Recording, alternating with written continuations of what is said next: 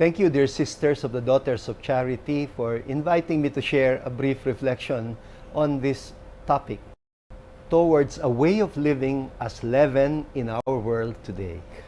I understand that you are drawing this from your General Assembly document, which expounds on the Gospel parable that is found in Matthew chapter 13, verse 33, and Luke chapter 13, verses 20 to 21. Let me quote it from Matthew. Jesus spoke to them another parable. The kingdom of heaven is like yeast that a woman took and mixed with 3 measures of wheat flour until the whole batch was leavened. You know, we do not find this parable in the Gospel of Mark. It means it belongs to the other source, used commonly by Matthew and Luke, which biblical scholars call the Q, or the sayings source, Logion Quelle in German. Take note that it is only there in the Q source where the image of the leaven is being given a positive meaning. Actually, the symbolism of the yeast or the leaven in the rest of the New Testament is generally negative.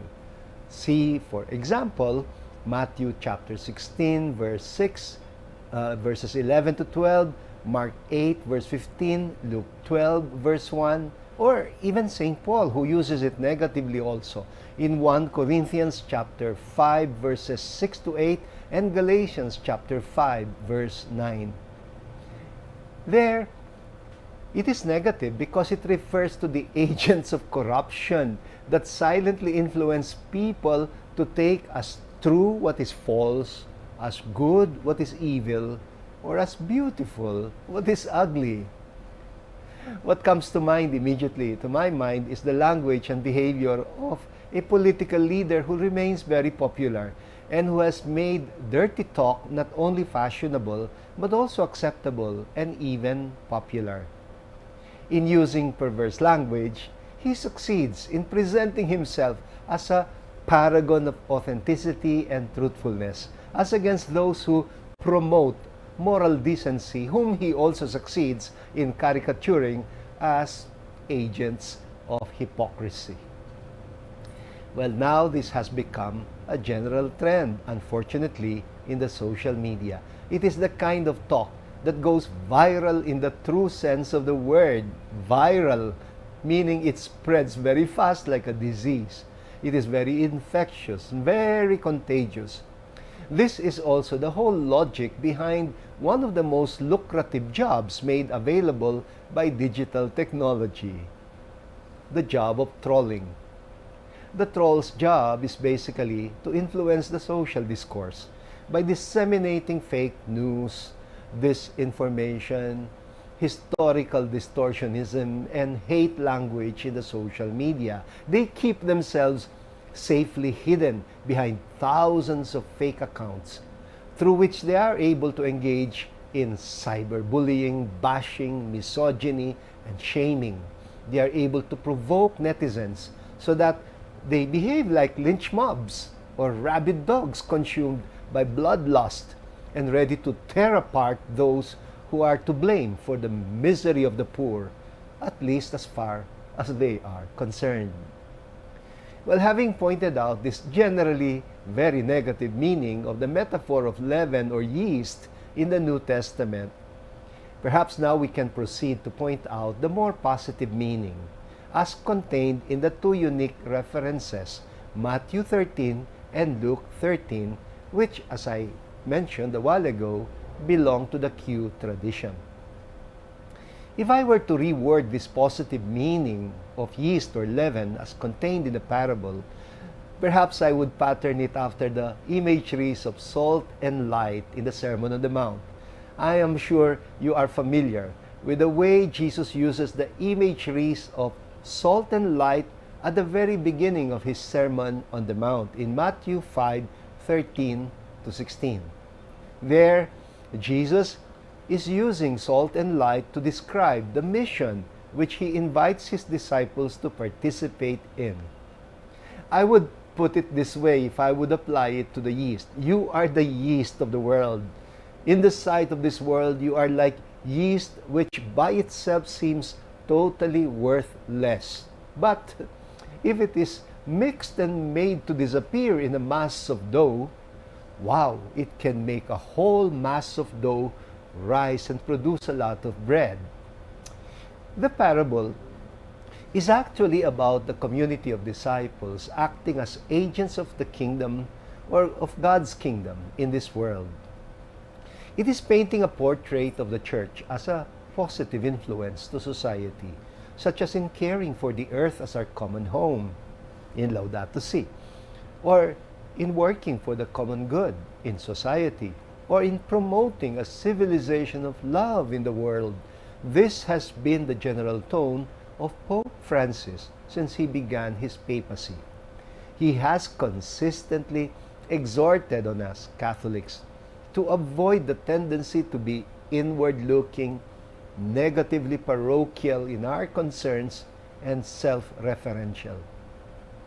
Pope Francis reminds us that the Church does not exist for herself, but for the world.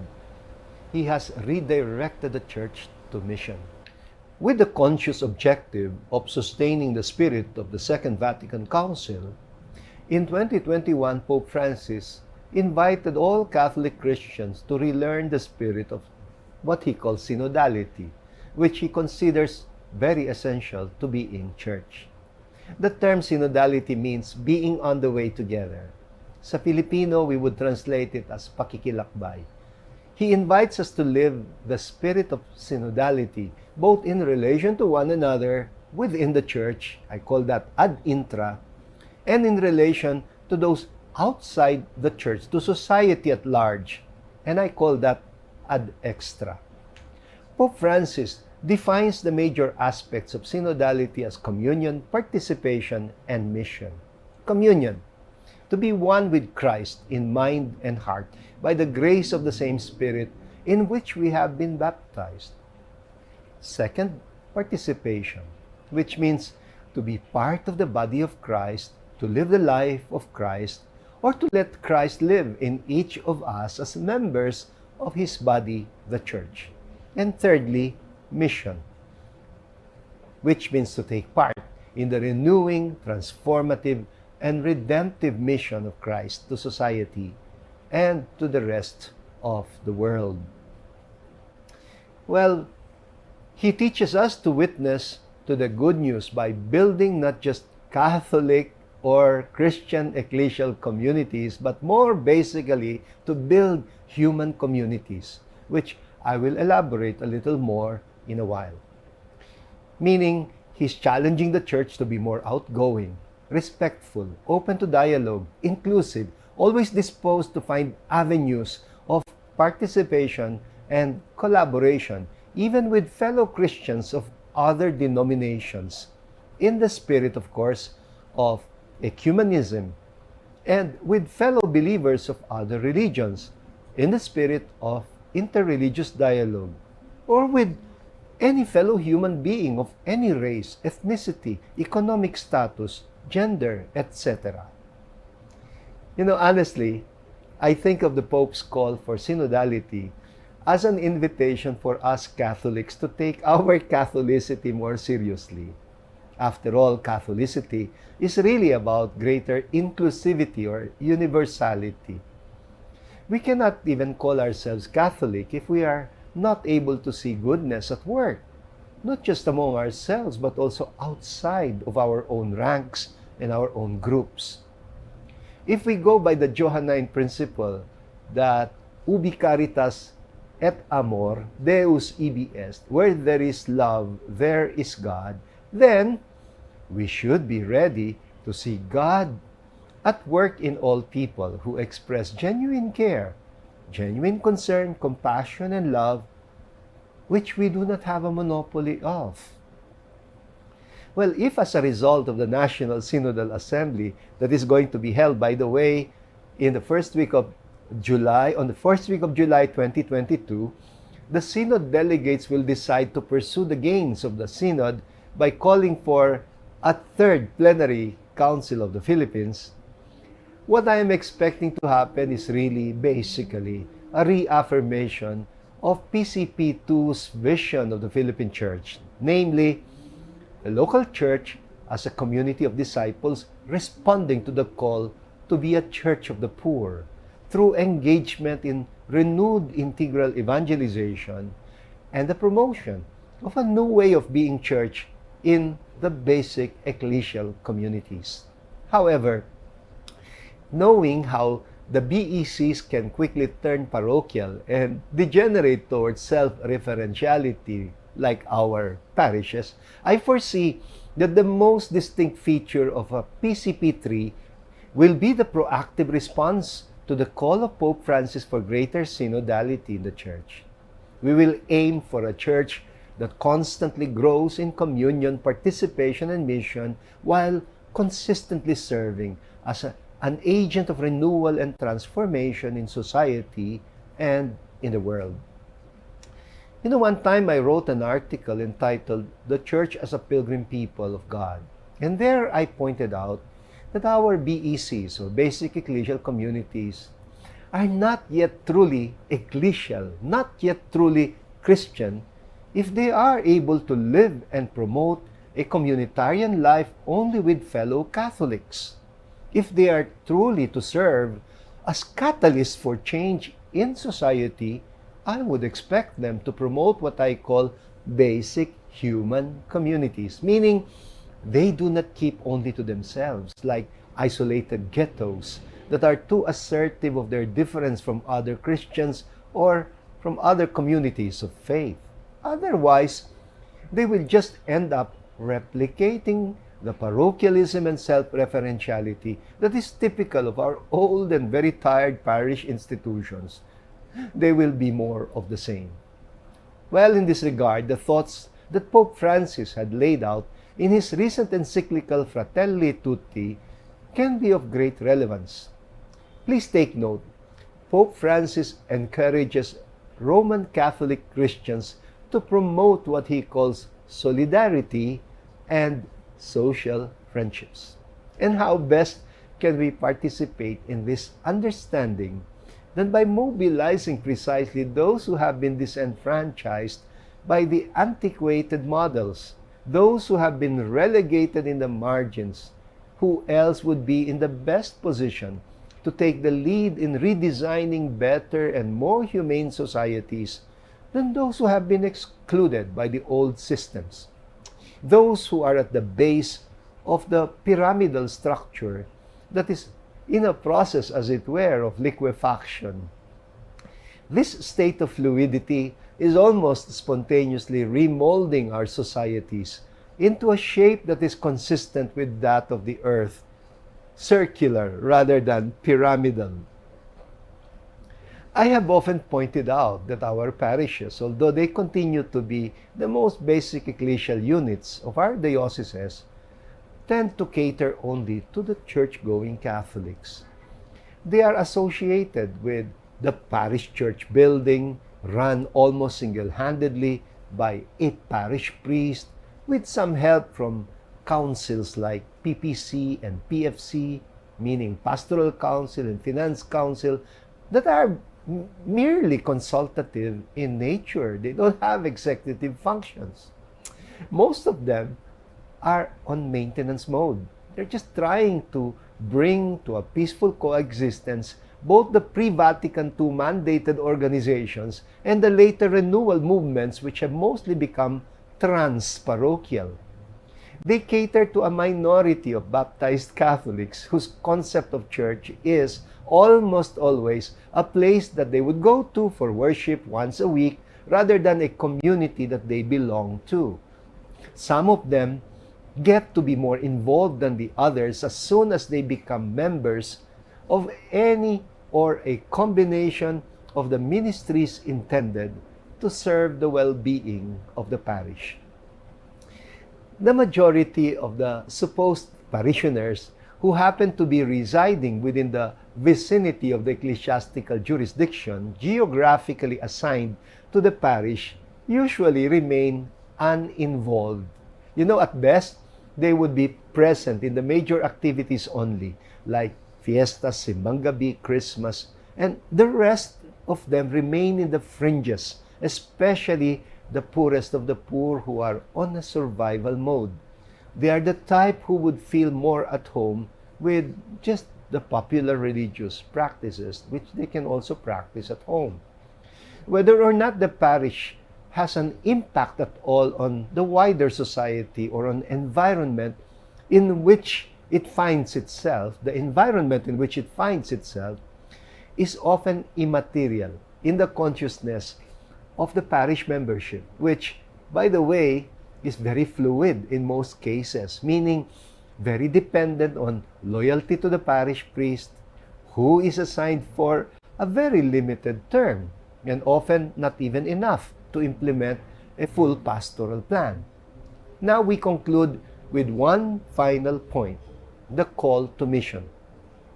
2021 was supposed to be the final phase in our celebration of the 500th year of Christianity.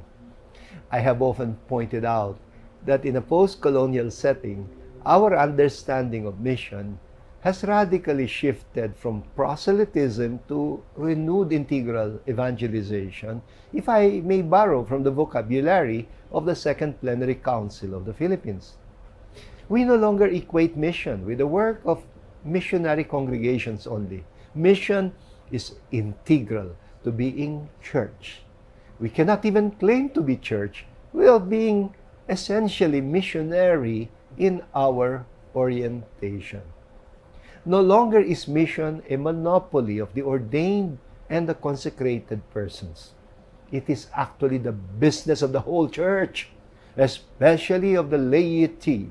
We have mouthed terms like lay empowerment, but we have consciously avoided confronting the very root cause of lay disempowerment, which is clericalism or the elitism of the religious. We have tended to mouth slogans like participatory church, knowing how minimally our lay people have participated in the mission of the church towards society. Well, because we practically equate mission with missio ad gentes, we have tended to ignore the fact that the people we are being sent to need not be very far from us. They may be just around us, out there in the margins, in what Pope Francis calls the existential peripheries of society. People who are treated by most modern societies as if they did not exist. In our diocese in Caloocan, because we have noted the presence of huge populations of informal settlers, urban poor communities in our peripheries, the people who hardly even have any contact with the church, even if some of them still have their children baptized in the nearby parishes, the people who remain unchurched despite the presence of the parish churches, not very far from where they are, we have resolved to put up or establish not new parishes, but mission stations. These mission stations are intended to reorient parishes from parochialism to mission outreach. They are run by full-time mission chaplains that have the full support of the diocese and the parishes which they belong to geographically. The mission chaplains need not be ordained priests. They can be consecrated persons also, or even full-time lay missionaries, as long as they are willing to live with the poorest of the poor, to make the church fully present in their midst. Their main objective is not really to build immediately a parish church, but to build community. Yes, ecclesial communities that will promote basic human communities among the poorest of the poor. They are what we regard as leaven in a mass of dough. The communities that are promoted by our mission stations are consciously allowing themselves to be guided by fratelli tutti. They are open to ecumenical and interfaith dialogue and collaborative work for the common good. They are open to partnerships with government organizations and NGOs, with LGUs and barangay officials when it is for the common good.